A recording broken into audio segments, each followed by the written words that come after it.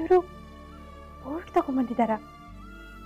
ಅಂದ್ರೆ ಇವರು ಆಫೀಸ್ ಹತ್ರ ಹೋಗಿದ್ರಾ?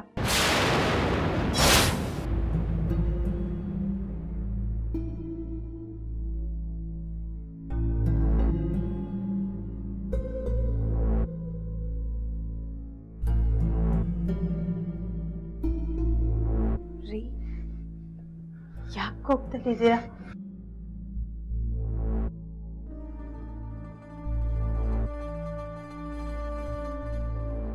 ರೀ, ಆಫೀಸ್ ಹತ್ರ ಹೋಗಿದ್ರಾ? ಹೋಗಿದೆ.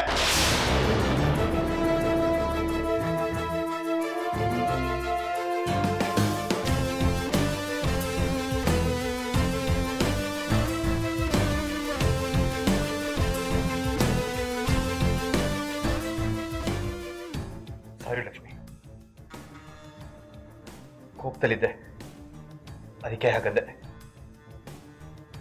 ಪರಿಸ್ಥಿತಿ ಹಾಗಿತ್ತು, ಅಲ್ಲಿ ಹೋಗ್ಬೇಕಾಯ್ತು. ರೀ, ಅಲ್ಲಿಗೆ ಯಾಕೆ ಹೋಗಕ್ ಹೋಗಿದ್ರಿ? ಏನಾಯ್ತು? ಯಾಕಿಷ್ಟೊಂದು ಕೋಪ ಮಾಡ್ಕೊಂಡಿದ್ದೀರಾ ರಾಘವ್? ಲಕ್ಷ್ಮಿ, ಮೀರಾ, ಕೆಲಸದವ್ರಿಗೆಲ್ಲ ಜಾಸ್ತಿ ಮರ್ಯಾದೆ ಕೊಡೋ ಅವಶ್ಯಕತೆ ಇಲ್ಲ.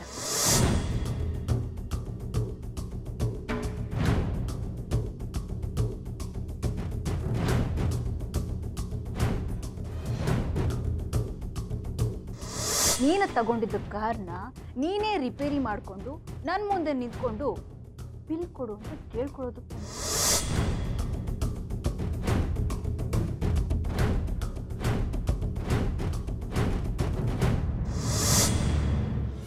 ಕನಸು ಕಾಣ್ತಾ ಇದೆಯಾ?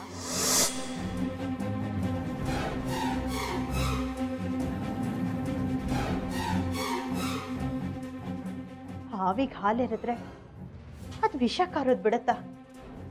ಅವ್ರು ಏನು ಅಂತ ನಿಮಗೆ ಗೊತ್ತಿದ ಮೇಲೂ ನೀವ್ಯಾಕೆ ಸುಮ್ಮನೆ ಬೇಜಾರು ಮಾಡ್ಕೋತಿದ್ದೀರಾ? ಆ ವಿಷಯ ಇಲ್ಲಿಗೆ ಬಿಟ್ಬಿಡಿ. ಲಕ್ಷ್ಮಿ, ನಾನು ಇಷ್ಟು ದಿನ ಅವಳ ವಿಷಯ ಬಿಟ್ಬಿಟ್ಟಿದ್ದೆ, ಆದ್ರೆ ಇವತ್ತು ಇಷ್ಟೆಲ್ಲ ಆದ್ರೂ ಹೇಗೆ ಸುಮ್ಮನೆ ಇರಲಿ ಲಕ್ಷ್ಮಿ? ಇವತ್ತಾಗಿದ್ ಮಾತ್ರ ಅಷ್ಟು ಸುಲಭ ಮರೆಯಕ್ಕಾಗೋದಿಲ್ಲ ಲಕ್ಷ್ಮಿ. ಗೊತ್ತಿದ್ದೋ ಗೊತ್ತಿಲ್ದಲೇನೋ ಅವಳಿಗಿಂತ ಎತ್ತರವಾಗಿ ಬೆಳಿತೀನಿ ಅಂತ ಸವಾಲ್ ಹಾಕಿ ಬಂದಿದ್ದೀನಿ.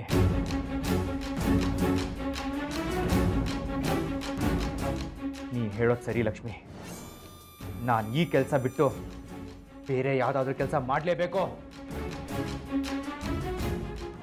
ಅವಳು ನನಗೆ ಮಾಡಿರೋ ಅವಮಾನಕ್ಕೆ ಮತ್ತು ನಾನು ಹಾಕಿರೋ ಚಾಲೆಂಜ್ಗೆ ಗೆದ್ದು ತೋರಿಸಲೇಬೇಕು.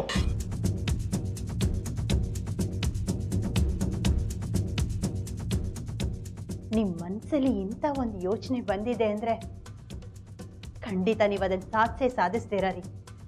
ಅದ್ರಲ್ಲಿ ನೀವು ಗೆಲ್ತೀರಾ. ಪ್ರಾಮಾಣಿಕವಾಗಿ ಪ್ರಯತ್ನ ಮಾಡಿ, ಯಶಸ್ಸು ನಿಮ್ಮದೇ ರೀ. ನೀನು ಹೇಳೋದೇನೋ ಸರಿ ಲಕ್ಷ್ಮಿ, ಆದರೆ ನಾನು ಹಾಕಿರೋ ಚಾಲೆಂಜ್ಗೆ ಯಾವ ದಾರಿಲಿ ಹೋಗಬೇಕು ಅನ್ನೋದೇ ಗೊತ್ತಾಗ್ತಿಲ್ಲ.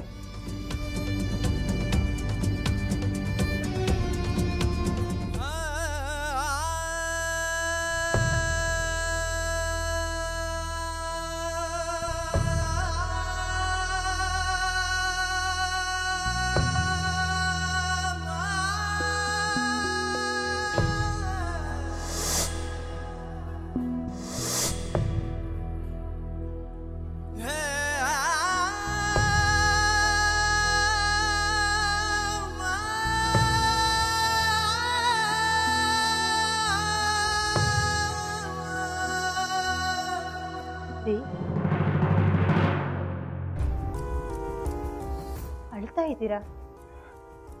ಇಲ್ಲ ಲಕ್ಷ್ಮಿ,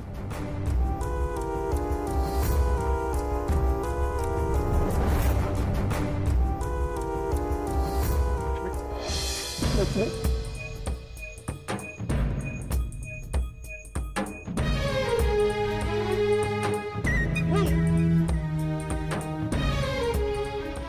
ಸಮಾಧಾನ ಮಾಡ್ಕೊಳ್ಳಿ.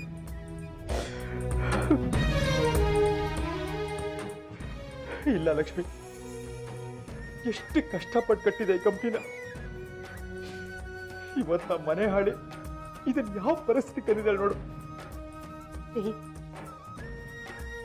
ನಿಮ್ಮ ಮನಸ್ಸಿಗೆ ಎಷ್ಟು ನೋವಾಗಿದೆ ಅನ್ನೋದು ನನಗೆ ಅರ್ಥ ಆಗತ್ತೆ.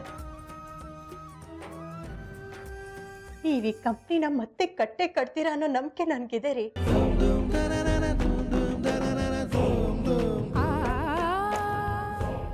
ಲಕ್ಷ್ಮಿ, ಕೋಪದಲ್ಲಿ ಕಂಪ್ನಿ ಕಟ್ತೀನಿ ಅಂತ ಮಾತಾಡ್ ಬಂದ್ಬಿಟ್ಟೆ.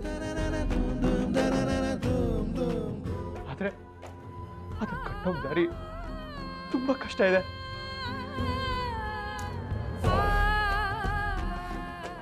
ಲಕ್ಷ್ಮಿ ಕನ್ಸ್ಟ್ರಕ್ಷನ್ಸ್ ಅನ್ನೋ ಕಂಪ್ನಿ ಕಟ್ಟೋಕೆ ನಾನು ಎಷ್ಟು ಕಷ್ಟಪಟ್ಟಿದ್ದೀನಿ ಅಂತ ನಿನಗೆ ಗೊತ್ತು ತಾನೆ. ಕಂಪ್ನಿ ಕಟ್ಟೋಕೆ ಆಗದೆ ಹೋದ್ರೆ ಎಲ್ಲಿ ಅವಳ ಮುಂದೆ ನಗೆ ಪಟ ಆಗ್ಬಿಡ್ತೀನಿ ಅಂತ ಭಯ ಆಗ್ತಿದೆ. ರೀ, ಯಾಕ್ರಿ ಈ ರೀತಿ ಯೋಚನೆ ಮಾಡ್ತಿದ್ರ? ನಿಮ್ ಸಾಮರ್ಥ್ಯ ಏನು ಅನ್ನೋದು ನನಗ್ ಚೆನ್ನಾಗಿ ಗೊತ್ತು. ಇವತ್ತೇನು ಅವಳ ಮುಂದೆ ಈ ಕಂಪ್ನಿನ ಮತ್ತೆ ಕಟ್ಟೆ ಕಟ್ತೀನಿ ಅಂತ ಕೋಪದಲ್ಲಿ ಹೇಳಿ ಬಂದೆ ಅಂತ ನೀವು ಅಂತಿರ್ಬೋದು. ಆದ್ರೆ ಈ ಕೆಲಸ ನಿಮ್ ಕೈಯಿಂದ ಆಗದೆ ಇರೋಂಥದ್ದಲ್ಲ. ಅವತ್ತು ನೀವು ಇದೇ ಕಂಪ್ನಿನ ಕಟ್ಟೋಕ್ ಹೊರಟಾಗ ನಾವು ಇದೇ ಪರಿಸ್ಥಿತಿಯಲ್ಲೇ ಅಲ್ವಾ ಇದ್ದಿದ್ದು. ಅವತ್ತು ನಿಮ್ಮ ಪರಿಶ್ರಮದಿಂದಾನೆ ಕಂಪ್ನಿ ಮೇಲ್ ಬಂದಿದ್ದು, ನಾವು ಮೇಲ್ ಬಂದಿದ್ದು.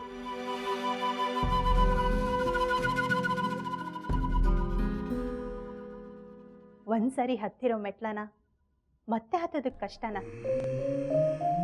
ಅದಕ್ಕೆ ನೀವು ಮನಸ್ಸು ಮಾಡ್ಬೇಕಷ್ಟೆ. ಲಕ್ಷ್ಮಿ, ಇದೊಂದು ದೊಡ್ಡ ಸಾಮ್ರಾಜ್ಯ.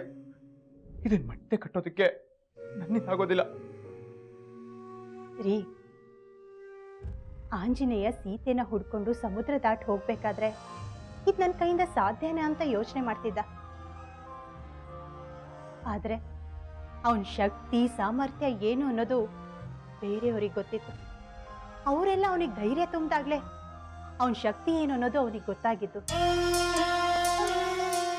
ರೀ, ಒಂದು ಕಂಪ್ನಿನ ಹುಟ್ಟಾಕಿರೋ ನಿಮ್ಗೆ ಇನ್ನು 10 ಕಂಪ್ನಿನ ಹುಟ್ಟಾಕೋ ಶಕ್ತಿ ಇದೆ.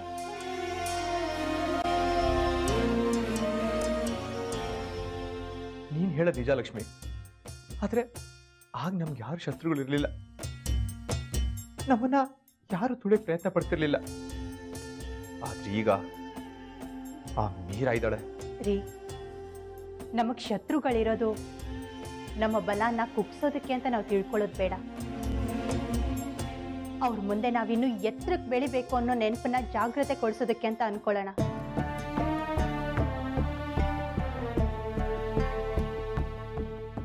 ಆದ್ರೆ ಒಂದ್ ನೆನ್ಪಿಟ್ಕೊಳ್ಳಿ, ಅವಳು ನಮ್ಗೆ ಏನೇ ಕೆಡಕ್ ಮಾಡ್ಬೇಕು ಅಂತ ಅನ್ಕೊಂಡ್ರು ಅದ್ ಸಾಧ್ಯ ಇಲ್ಲ. ಯಾಕಂದ್ರೆ ಯಾವತ್ತಿದ್ರೂ ಸತ್ಯನ ಗೆಲ್ಲೋದು. ನಾವು ಹೋಗ್ತಿರೋದು ಅದೇ ದಾರಿಯಲ್ಲಿ ರೀ. ಸ್ವಲ್ಪ ನಿಧಾನ ಆದ್ರೂ ಜಯ ಸಿಕ್ಕೇ ಸಿಗತ್ತೆ. ದೇವ್ರು ತೋರಿಸಿರೋ ದಾರಿಯಲ್ಲಿ ಧೈರ್ಯವಾಗಿ ಮುನ್ನುಗ್ಗೋಣ. ತುಂಬಾ ಯೋಚನೆ ಮಾಡಬೇಡಿ, ಬನ್ನಿ. ಲಕ್ಷ್ಮಿ, ನಾನು ಮತ್ತೆ ಈ ಕಂಪ್ನಿ ಕಟ್ತೀನೋ ಇಲ್ವೋ ನಂಗೆ ಗೊತ್ತಿಲ್ಲ. ಆದ್ರೆ ನಿನ್ನ ಮಾತು ಕೇಳ್ತಿದ್ರೆ ಮತ್ತೆ ನಾನು ಈ ಕಂಪ್ನಿ ಕಟ್ಬೋದೇನೋ ಅಂತ ಒಂದು ಭರವಸೆ ಬರ್ತಿದೆ. ನಿನ್ನ ನಂಬಿಕೆ ಸುಳ್ಳಾಗ್ತಿದ್ರೆ ಸಾಕು.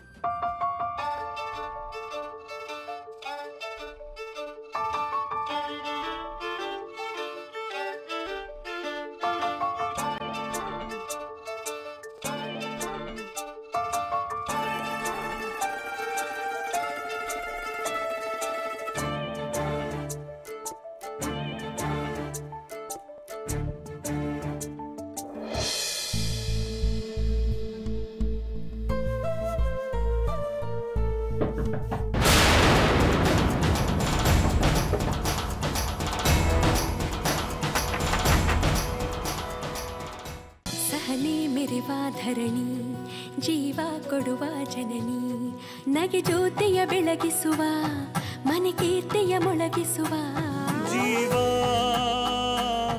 ಮುಡಿಪು ಇಡುವ ದೇವತೆಯು. ಒಟ್ನಲ್ಲಿ ನಾಳೆ ಆ ರಾಘವ್ ತರೋ ಡಿಸೈನ್ನ ನೀನು ಬೇಡ ಅನ್ಬೇಕು.